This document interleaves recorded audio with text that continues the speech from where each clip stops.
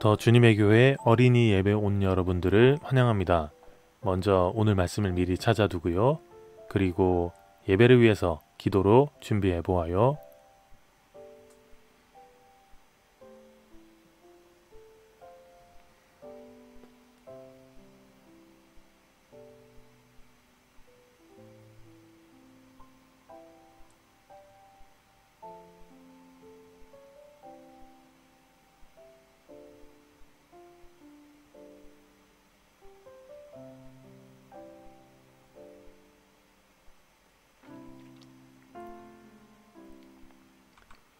자, 이제 하나님께 찬양을 올려드리겠습니다. 찬양 시작.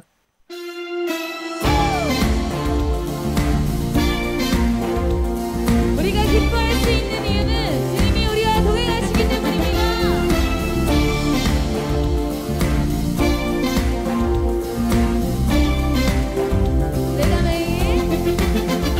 내가 매일 기쁜 예술의 얘기 행함은 주의 팔이 나를 안보함이요. 내가 주의 큰 복을 받는 참된 비결은 주의 영이 함께함이라. 나와 동행하시고 모든 염려하시니 나는 숲의 새와 같이 기쁘다. 내가 기쁜 마음으로 주의 뜻을 행하는 주의 영이 함께함이라. 성령이 계시네. 할렐루야 함께하시네. 좁은 길을 걸으며 밤낮 기뻐하는 것 주의 영이 함께함이라.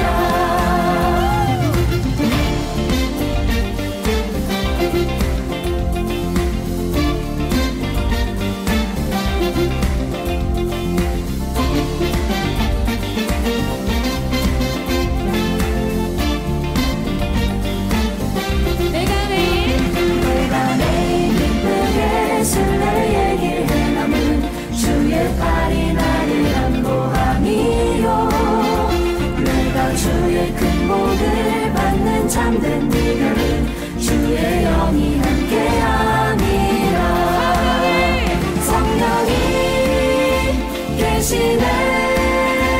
할렐루야 함께하시네. 좁은 길을 걸으며 밤낮 기뻐하는 것 주의 영이 함께함이라. 성령이 계시네. 할렐루야 함께하시네. 좁은 길을 걸으며 밤낮 기뻐하는 것 주의 영이 함께함이라.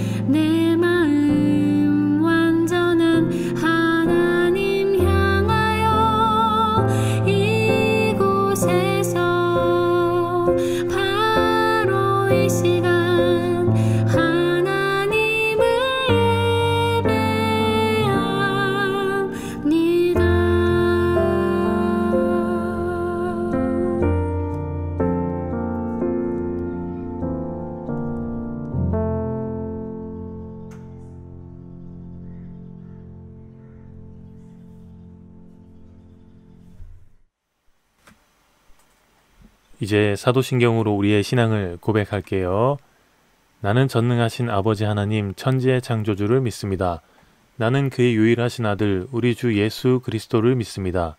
그는 성령으로 잉태되어 동정녀 마리아에게서 나시고 본디오 빌라도에게 고난을 받아 십자가에 못 박혀 죽으시고 장사된 지 사흘 만에 죽은 자 가운데서 다시 살아나셨으며 하늘에 오르시어 전능하신 아버지 하나님 우편에 앉아 계시다가 거기로부터 살아있는 자와 죽은 자를 심판하러 오십니다.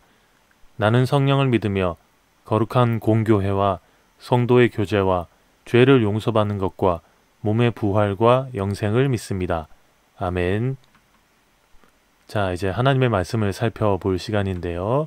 오늘 말씀의 제목은 하나님 백성의 안전수칙이라는 제목의 말씀이에요. 자, 과연 무슨 말씀일지 어떤 내용일지 말씀을 먼저 읽고 말씀의 이야기 속으로 들어가 보도록 하겠습니다.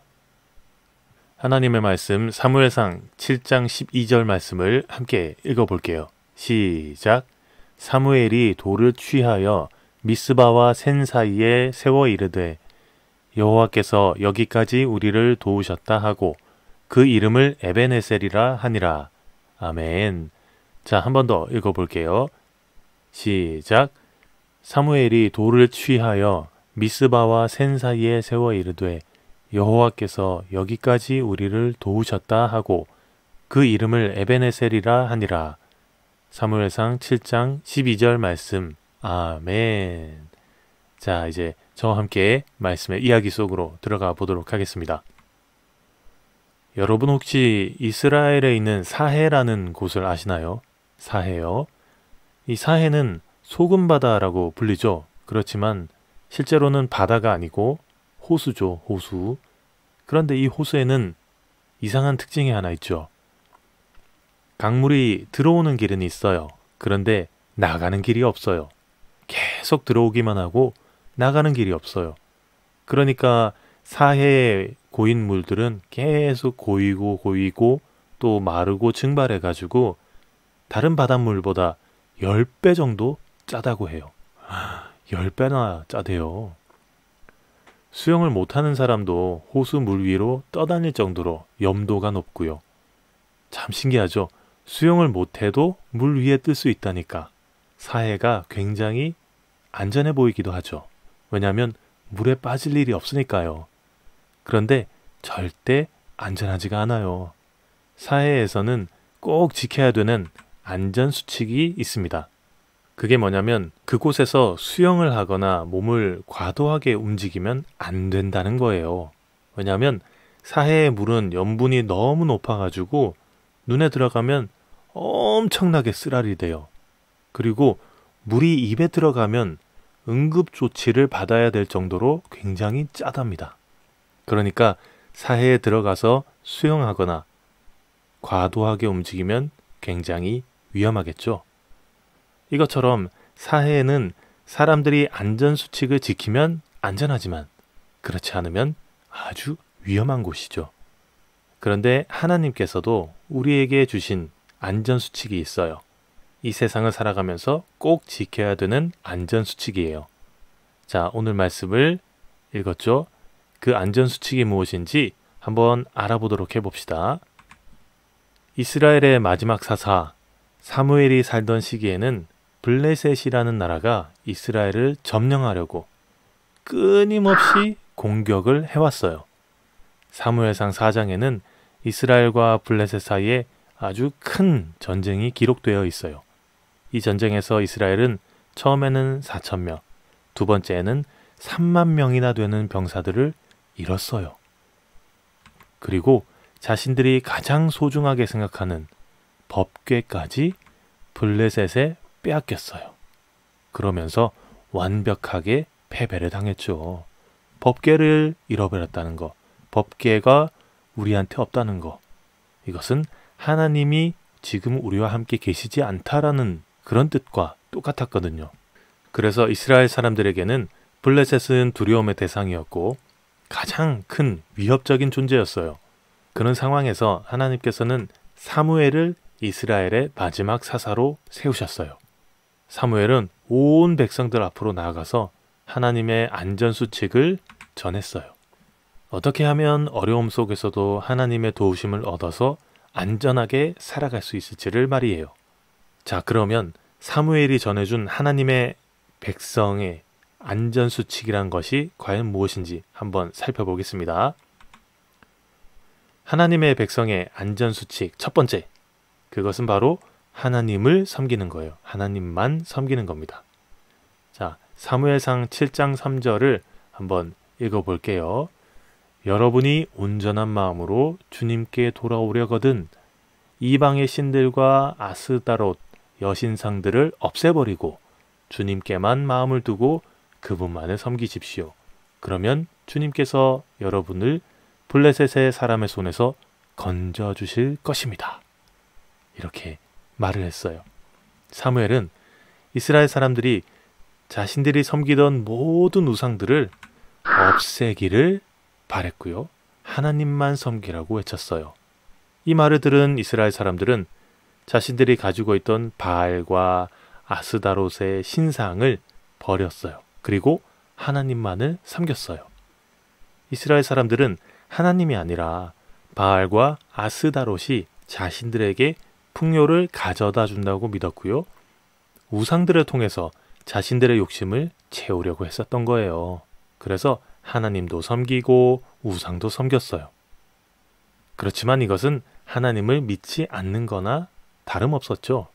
하나님께서는 우상과 욕심을 버리고 오직 하나님만을 섬길 때 우리를 도우면서 지켜주신다고 했어요. 자, 그리고 하나님의 백성의 안전수칙 두 번째, 그것은 바로 하나님만 의지하는 거죠. 첫 번째는 하나님만 섬기기, 두 번째는 하나님만 의지하기예요. 사무엘은 이스라엘 사람들을 미스바라는 아주 넓은 광장으로 모이게 했어요. 이스라엘 사람들은 이 미스바 광장에서 금식하면서 하나님께 회개 기도를 드리고 있었지요. 그런데 하나님 앞에 엎드려 기도하던 이스라엘 사람들은 블레셋 군대가 오고 있다는 절망적인 소식을 듣게 되었어요. 이스라엘 사람들은 두려움에 빠져서 사무엘에게 간청했어요. 하나님이 우리를 좀 구원해 주시도록 쉬지 말고 기도해 주시기를 바랍니다. 사무엘은 하나님께 제물을 바치면서 온 마음을 다해서 기도로 부르짖었어요. 블레셋 군대가 이스라엘과 전쟁하려고 다가왔지만 사무엘은 그들과 싸울 생각은 안 하고 하나님을 의지하면서 기도했어요. 그때 하나님께서는 아주 큰 천둥 소리를 일으키셨어요. 갑작스러운 천둥 소리에 당황한 블레셋 군사들의 진영은 흐트러졌어요. 깜짝이야, 깜짝이야. 이스라엘은 이 순간을 놓치지 않고 공격했고요. 전쟁에서 승리할 수 있었어요. 블레셋을 몰아낸 후에 사무엘은 미스바라는 곳과 센이라는 장소 사이에 돌을 세웠어요. 그리고는 우리가 여기에 이르기까지 하나님께서 우리를 도와주셨다 라고 말하면서 이 돌의 이름을 에베네셀이라고 지었어요. 에베네셀은 하나님께서 여기까지 우리를 도우셨다라는 뜻이에요. 하나님의 백성의 안전수칙에 따라서 하나님만 섬기고 하나님만을 의지했더니 하나님께서는 어떻게 하셨죠? 이스라엘 사람들을 도우시고 지키셨죠. 그래서 사무엘이 살아있는 동안에는 하나님께서는 블레셋 군대도 막아주셨고요. 블레셋 사람들이 이스라엘에게서 빼앗아간 그런 장소들도 마을들도 성읍들도 다시 찾게 해주셨어요.